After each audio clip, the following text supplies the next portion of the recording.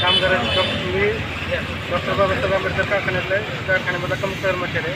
शिवाय वंचित बहुजन आघाडी कामगार युनियनचा जिल्हाध्यक्ष आहे. मी 2017पासून त्या कारखान्यामध्ये कामगार म्हणून कामाला आहे. त्या कारखान्यातील कामगारांसाठी अन्याय होत असल्यामुळे प्रत्येक वेळी निवेदन देऊन वेगवेगळ्या मार्गाने अधिकाऱ्यांपर्यंत मागण्या पोहोचवण्याचा पूर्ण प्रयत्न केलेला आहे.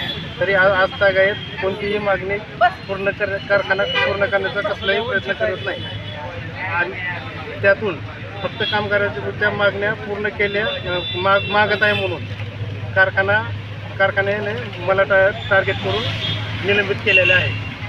निलंबित करण्याचं एवढंच कारण आहे की इतर कामगारांच्या मनामध्ये मागण्या मागितल्यानंतर कारखाना निलंबित करतो ही भीती बसावी एवढाच त्यांचा उद्देश आहे. याच गोष्टीची शक्यता वाटते.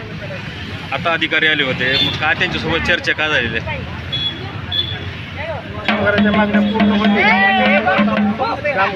पूर्ण होतील यासाठी पूर्ण प्रयत्न करू असे सहकार्य करू आपले कामगार अधिकारी यांच्याकडून सांगण्यात आलेलं आहे. तसेच जिल्हाधिकारी साहेबांपर्यंत पूर्ण प्रयत्न करू असं सांगण्यात आलेलं आहे.